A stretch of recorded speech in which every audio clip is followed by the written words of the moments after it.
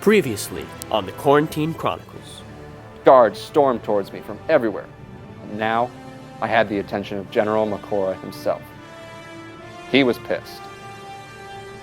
At this point, I was sure I was going to die.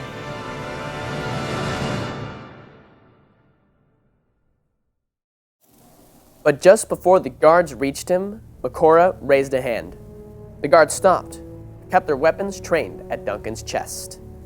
Makora stood from his chair and looked down at the unexpected intruder. "You there," he said in a booming voice. "You who dares to attack me in the sanctity of these games. Who are you?" I looked up and saw my own face on one of the massive video boards surrounding the arena. There was no doubt in my mind that my face was being broadcast across the galaxy. Someone in the Space Corps office was probably losing their mind watching a soldier who'd gone missing leading a mutiny at the Shrieker Games. I balled my hands into a fist. I did the last thing I thought I could ever do. I responded. "I am Abel Duncan, former lieutenant in the UN Space Corps. I come seeking freedom for this world and all worlds. Your reign of terror is over, General." Makora snarled at the pest below him.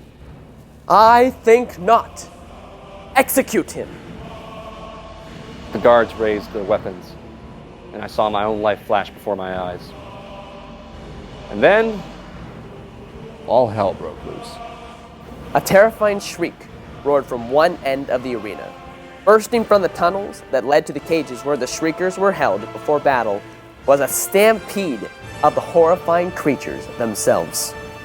Leading the charge atop one of them was Lumina, sword in hand and crown on her head. Attack! Around me, guards suddenly dropped as Lord Ronald's troops opened fire high above the crowd, and they'd been waiting for Lumina's signal. I did the only thing I could do as I watched the stampede come roaring towards me. Run.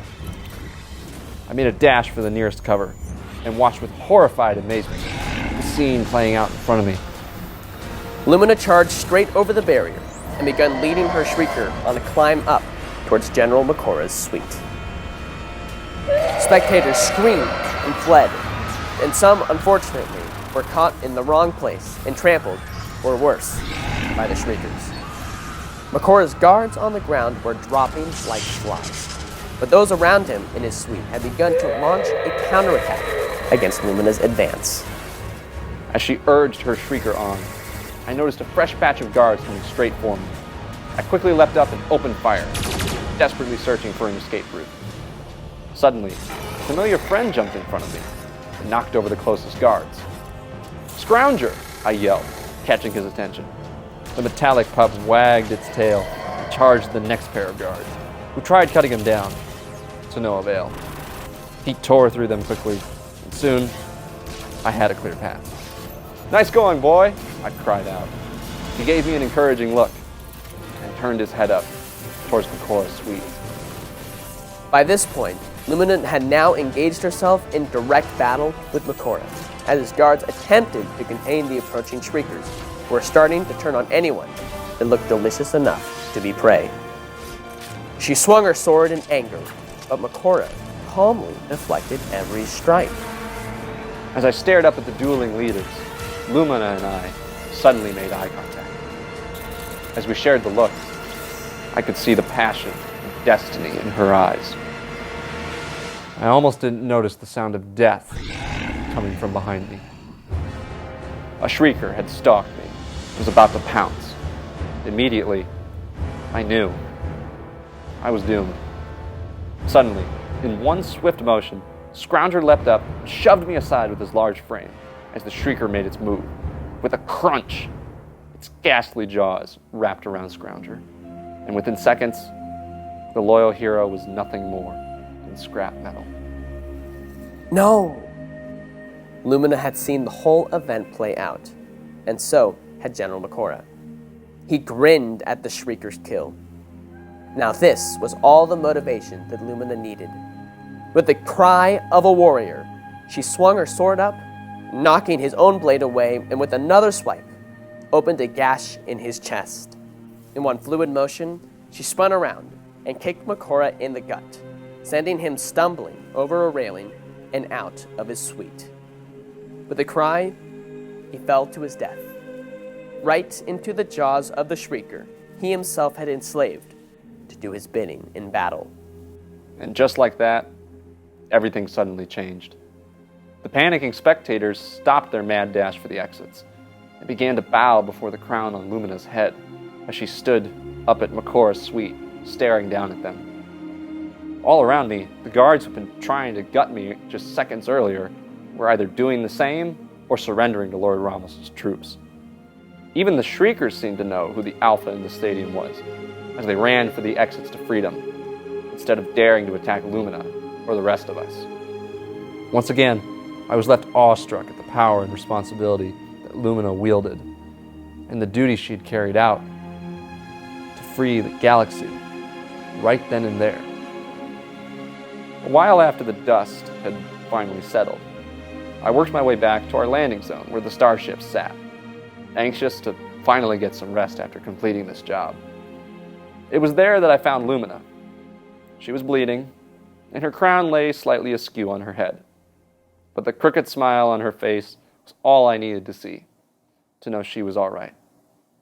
Before I could say anything, she did the last thing I expected. She gave me a hug. "Thank you," she said. "Of course," I said after a moment. "Look, sorry about Scrounger. I should have..." "Don't," she replied, cutting him off. He knew what he was getting himself into. I just feel bad I couldn't have been there with him in the end. I stood in silence and said nothing. Then, the question came from my lips as if someone had pried it out of me. Well, now what? This led to another smile, which admittedly made Duncan nervous. "Well, I guess I can start showing my thanks by giving you this." She tossed what looked like a metallic key card at me, but I knew what it was as soon as I caught it. The key to a starship. But whose? General Makora won't be needing this ship anymore. For me? Yes. For you. I was suddenly giddy as a child. My own starship. This was incredible. Everything that I'd been working towards was suddenly in the palm of my hands. It wasn't just a key to a ship. It was the key to my future. I then wondered what I'd name it. And I decided that the Scrounger would be an appropriate tribute to Lumina's fallen friend. Now, of course, Lumina continued, you could also stay here. I'll get you whatever ship you want once we get back to Hayden. I held up my hand.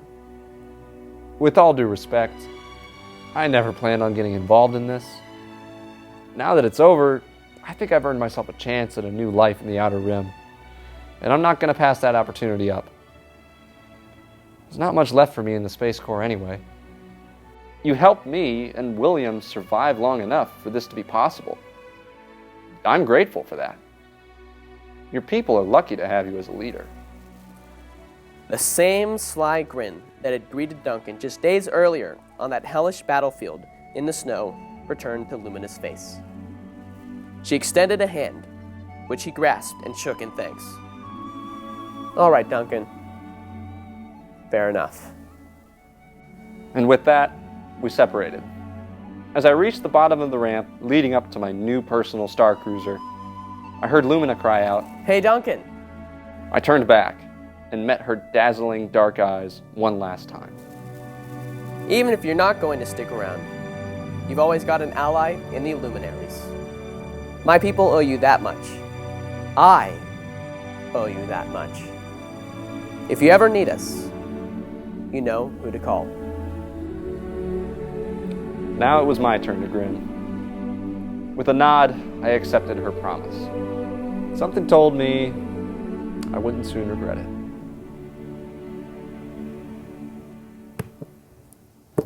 And that is the Quarantine Chronicles. And what a journey it has been.